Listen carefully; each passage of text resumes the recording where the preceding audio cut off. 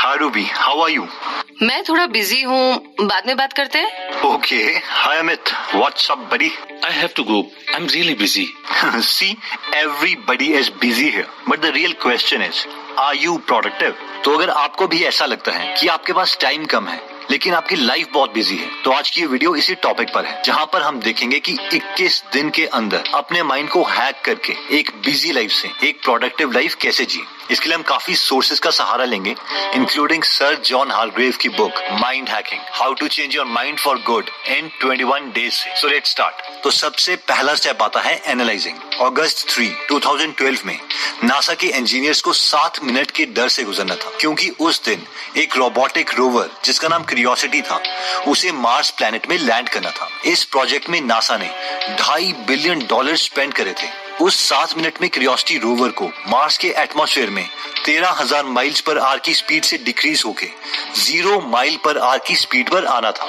अब क्योंकि अर्थ से मार्स तक के सिग्नल के लिए 14 मिनट लगते हैं, इसीलिए क्यूरियोसिटी रोवर को लैंड करते वक्त पहले से सेट कमांड्स को ही यूज करके लैंड करना था। फाइनली इस सारे कॉम्प्लेक्स ऑपरेशंस के बाद क्यूरियोसिटी रोवर मार्स में लैंड कर गया। ऑथर कहते हैं कि इस रोबोट में कमाल के थर्मोमीटर, कैमरा और सेंसर्स लगे थे, जिन्हें अर्थ में बैठे नासा इंजीनियर्स कंट्रोल कर रहे थे। अगर हम खुद को देखें तो हम भी इस रोबोट की तरह ही हैं। बेशक हमारे पास इस रोबोट की तरह कैमरा या थर्मोमीटर ना हो, लेकिन हमारे पास आंखें हैं, नाक है, कान है और स्किन है, जिससे हमें डेटा मिलता है। अब जैसे क्यूरियोसिटी रोवर के पास माइक्रो प्रोसेसर है, यानी एक चिप है ब्रेन की तरह जो सेंसर्स को कंट्रोल करती है, वैसे ही हमारे पास माइंड है जिससे हम अपने सेंसर्स कंट्रोल करते हैं। लेकिन सवाल ये है कि क्यूरियोसिटी रोवर के माइक्रो प्रोसेसर को कौन कंट्रोल कर रहा था, यानी उसके ब्रेन को कौन कंट्रोल कर रहा था? ऑब्वियसली अर्थ में बैठे नासा इंजीनियर्स। और वैसे ही हमारे माइंड को कौन कंट्रोल करता है, और वो है हम। 21 दिनों में अपने माइंड को हैक करने का सबसे इंपॉर्टेंट कॉन्सेप्ट इससे आता है कि you are not your mind, यानी हम और हमारा दिमाग अलग है। इस कॉन्सेप्ट को समझने के लिए एक सिंपल एग्जांपल लेते हैं। मान लीजिए आप मूवी देखने मूवी थिएटर में जाते हैं। मूवी स्टार्ट होने से पहले आपका माइंड एनालिसिस करता है और सोचता है यार ये मूवी कैसी होगी, और आप एक्साइटेड हो जाते हैं। अब मूवी स्टार्ट होती है और मूवी की डायरेक्शन, सिनेमेटोग्राफी, एक्टर्स की एक्टिंग इतनी अच्छी है कि आप मूवी में ही खो जाते हैं। मूवी के इमोशंस के साथ हंसते हैं, रोते हैं। हम ये भूल जाते हैं कि ये मूवी है और हमें लगने लगता है कि ये रियलिटी। एग्जैक्टली इसी तरीके से हमारा माइंड और हम दो अलग चीजें हैं। जो माइंड सोचता है वो रियलिटी नहीं है, लेकिन हम उसे मूवी की तरह रियल मान लेते हैं और इमोशंस में आ जाते हैं, फ्यूचर या पास्ट के बारे में सोचने लग जाते हैं। इसीलिए हमें अगले 21 दिनों तक एक माइंड गेम खेलनी होगी, और वो माइंड गेम ये है कि जैसे ही हमें इस वीडियो की याद आती है, हमें खुद से सिंपल एक क्वेश्चन पूछना है, और वो है कि मेरा माइंड इस वक्त क्या सोच रहा है। That's it. और सिर्फ ये सोचने से कि हम और हमारा माइंड अलग है, हमारा माइंड हैकिंग का प्रोसेस शुरू हो जाएगा। नेक्स्ट स्टेप एनालाइजिंग में आता है रिक्लेमिंग अटेंशन और रिट्रेनिंग योर कॉन्सेंट्रेशन। आइए इसे सिंपल वर्ड्स में समझते हैं। रिक्लेमिंग अटेंशन का मतलब है कि हम कॉन्शियसली दिन में थोड़े टाइम के लिए गेम नंबर 2 प्रैक्टिस करेंगे, जिसका मतलब है कि हम अपनी अटेंशन किसी को भी नहीं देंगे।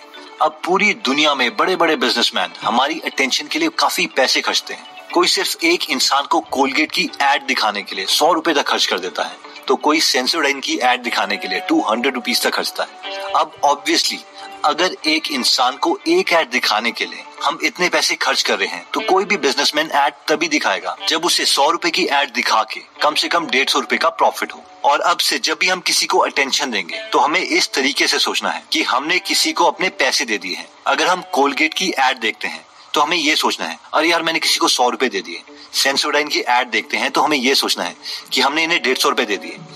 और कम से कम हमें दिन में 1 आवर के लिए अपनी अटेंशन किसी को नहीं देनी है। इसीलिए अगले 21 दिन के लिए 1 घंटे के लिए हर रोज हमें कोई मैसेजिंग एप्लीकेशन, कोई text messages, internet distraction, Audible visual notification बंद कर देनी है और अपनी अटेंशन को रिक्लेम करना है। अटेंशन रिक्लेम करने के बाद आता है रिट्रेनिंग योर कॉन्सेंट्रेशन, यानी हमें अपने माइंड को अब ट्रेन करना है कि वो वही सोचे जो हम चाहते हैं, जिसके लिए हमें हर रोज सिर्फ 10 से 20 मिनट में माइंड गेम नंबर 3 खेलनी है, और वो है सी योर ब्रेथ, यानी एक शांत जगह में बैठ के बस अपनी सांसों को ऑब्जर्व करना है कि हम ब्रीथ कैसे करते हैं। हमारा माइंड बीच में कुछ और सोचने लगेगा, बट इट्स ओके। लेकिन दोबारा से हम अपने माइंड को टास्क देंगे कि वो ब्रेथ के बारे में सोचे। अब अपना माइंड हैक करने का नेक्स्ट इंटरेस्टिंग स्टेप आता है इमेजिनिंग। एल्बर्ट आइंस्टाइन ने कहा था, imagination is more important then knowledge. लेकिन आपको पता है कि आइंस्टाइन के स्कूल टीचर्स क्या बोलते थे? आइंस्टाइन के एक टीचर ने आइंस्टाइन के डिसओबीडियंस को देखते हुए कहा था, तेरा जिंदगी में कुछ नहीं होगा। और एक्चुअल में ऐसा लग भी रहा था, क्योंकि आइंस्टाइन एक लो लेवल गवर्नमेंट जॉब कर रहे थे। वो एक 3rd क्लास पेटेंट क्लर्क थे। जब उनका प्रमोशन का टाइम आया तो वो 2nd क्लास पेटेंट क्लर्क बनने वाले थे, लेकिन उन्हें प्रमोशन नहीं दी गई, क्योंकि आइंस्टाइन के सीनियर्स ने कहा था कि आइंस्टाइन को बहुत कम नॉलेज है मैकेनिकल इंजीनियरिंग के बारे में। लेकिन इस जॉब में आइंस्टाइन के पास एक सबसे अच्छी चीज थी, और वो था टाइम। और इस टाइम के साथ उनके पास था दुनिया का सबसे बड़ा टूल, इमेजिनेशन। आइंस्टाइन हमेशा अपने फ्री टाइम में लाइट के बारे में हमेशा इमेजिन करते रहते थे। क्या होगा अगर मैं लाइट के साथ ट्रैवल करूं? क्या होगा अगर मैं एलिवेटर से गिर जाऊं? और इस इमेजिनेशन की वजह से वो दुनिया के नंबर 1 फिजिसिस्ट माने जाते हैं। इसलिए जो भी चीज हम इमेजिन करेंगे हमारे साथ वही होगा। अगर हम इमेजिन करते हैं कि हमारी शादी अच्छी नहीं चलेगी, तो वैसा ही होगा। अगर हम इमेजिन करते हैं कि हम एक अच्छी बॉडी शेप अचीव नहीं कर पाएंगे, तो वैसा ही होगा। अगर हम इमेजिन करेंगे कि हम रनिंग में अच्छे नहीं हैं, तो हमारी बॉडी वैसे ही रिस्पॉन्ड करेगी। अब कई लोग सोचेंगे कि यार ये तो बकवास है। अगर मैं सोचूंगा कि मैं करोड़पति बन जाऊं, तो क्या मैं एक्चुअल में करोड़पति बन जाऊंगा? अब ऑब्वियसली ऐसा भी नहीं होगा। लेकिन अगर हम डिटेल में करोड़पति बनने के प्लान्स इमेजिन करते हैं, तो माइंड हमेशा एक्टिव स्टेट में रहेगा, और जिस मूवमेंट में हमें कोई पैसा कमाने की अपॉर्चुनिटी दिखेगी, तो हम उसे पा लेंगे। और ये साइंटिफिक स्टडीज से प्रूव्ड है। For example, psychologist Laura king ने काफी सारे स्टूडेंट्स लिए और उन्हें 2 ग्रुप में डिवाइड किया, ग्रुप ए और ग्रुप बी। ग्रुप ए में कोई इंटरवेंशन नहीं की गई, लेकिन ग्रुप बी के स्टूडेंट्स को बोला गया कि रोज 20 मिनट तक अपने गोल्स लिखो, बड़े ऑडेशियस गोल्स, और उनके बारे में डिटेल में इमेजिन करो कि तुम वो अचीव कर चुके हो। इस एक्सपेरिमेंट का रिजल्ट ये था कि ग्रुप बी वाले स्टूडेंट्स जिन्होंने इमेजिनेशन की थी, वो ग्रुप ए के स्टूडेंट्स के कंपैरेटिवली ज्यादा पॉजिटिव, हेल्दी और सक्सेसफुल रहे। 21 दिन में माइंड हैकिंग का नेक्स्ट स्टेप आता है रीप्रोग्रामिंग। एडिसन को एक काफी सक्सेसफुल इन्वेंटर माना जाता है, जिनके नाम पर 1000 से ज्यादा पेटेंट्स थे। आप जानते हैं कि एडिसन की सबसे बड़ी लीगेसी क्या थी? उनसे हमने ये सीखा था कि इन्वेंशंस कैसे करते हैं। उनके ऑफिस के किनारे एक बेड लगा हुआ था। एडिसन बहुत देर तक एक आइडिया पर सोचते रहते थे। उसके बाद जब वो थक जाते, तो थोड़ी देर के लिए उस ऑफिस में रखे बेड में सोने चले जाते। अब जैसे ही उन्हें कोई आइडिया आता, वो फटाफट बेड में उठते और उसे कागज में लिख लेते। उसके बाद वो अपने ऊपर वाले फ्लोर के ऑफिस में भागते और उस आइडिया से रिलेटेड रफ ड्राइंग्स बना लेते, जिन्हें वो रियलिटी में कन्वर्ट करना चाहते थे। इसके बाद वो रफ ड्राइंग्स साथ वाले कमरे में बैठे ड्राफ्ट्समैन के पास जाती थी, जो उन रफ ड्राइंग्स को फेयर करके बनाते थे। अगर उन ड्राफ्ट्समैन को कोई क्वेश्चन होता, तो वो एडिसन से पूछ लेते।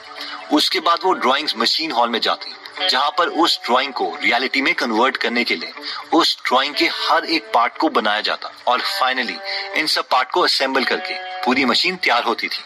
आइंस्टाइन बहुत प्राउड होके बोलते थे, हम एक लेडी वॉच से लेके पूरी लोकोमोटिव बना सकते हैं। इस स्टोरी में सबसे इंटरेस्टिंग बात यह है कि आजकल की मॉडर्न कंपनीज ने अपने R&D यानी रिसर्च एंड डेवलपमेंट ऑफिसेस इसी तरीके से ऑर्गेनाइज किए हैं। पहले वो आइडिया लेते हैं, फिर उसे पेपर में लिखा जाता है, फिर उसके प्लान्स बनते हैं, फिर प्रोटोटाइप, और फाइनली फिनिश्ड प्रोडक्ट तैयार किया जाता है। तो अगर हम भी अपने गोल्स को रियलिटी में बदलना चाहते हैं, तो पहले डिटेल में अपने गोल्स के बारे में सोचो, उसे पेपर्स में लिखो, फिर उसके फाइनल प्लान्स तैयार करो, और फाइनली एक्शन लेके उस विजन को रियलिटी में बदल दो। तो दोस्तों, इस वीडियो में हमने अपने माइंड को 21 दिन में हैक करने के लिए 3 स्टेप्स देखे थे। पहला था एनालाइजिंग, दूसरा इमेजिनिंग, और तीसरा रीप्रोग्रामिंग। जिसमें सबसे पहले एनालाइजिंग में हमने देखा था कि हम और हमारा ब्रेन 2 अलग चीजें हैं। इसलिए इन दोनों को अलग करने के लिए सबसे पहले हमें खुद से सिर्फ एक सिंपल सवाल पूछना चाहिए कि हमारा माइंड इस वक्त क्या सोच रहा है, जिससे हम अपने माइंड को खुद से अलग कर पाएंगे। नेक्स्ट स्टेप था रिक्लेमिंग योर अटेंशन, यानी दिन में 1 आवर के लिए कॉन्शियसली सारी नोटिफिकेशंस बंद कर दो।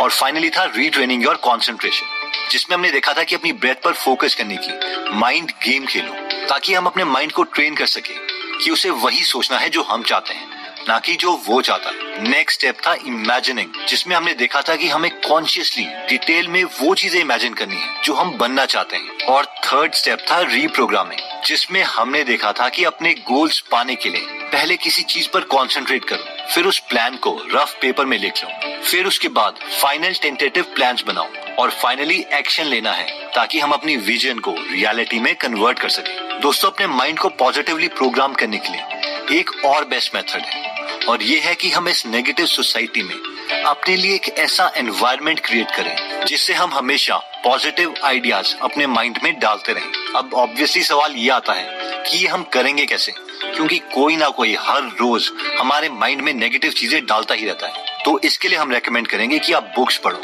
अगर सबके सामने बुक्स पढ़ने में हमें शर्म आती है, या फिर हमारी इंग्लिश प्रॉब्लम है, या हमारे पास टाइम नहीं है, तो इसके लिए आप गीगल एप्लीकेशन डाउनलोड कर सकते हो, जहां पर आप हिंदी में फ्री में बुक समरी सुन सकते हो। इस प्लेटफॉर्म पर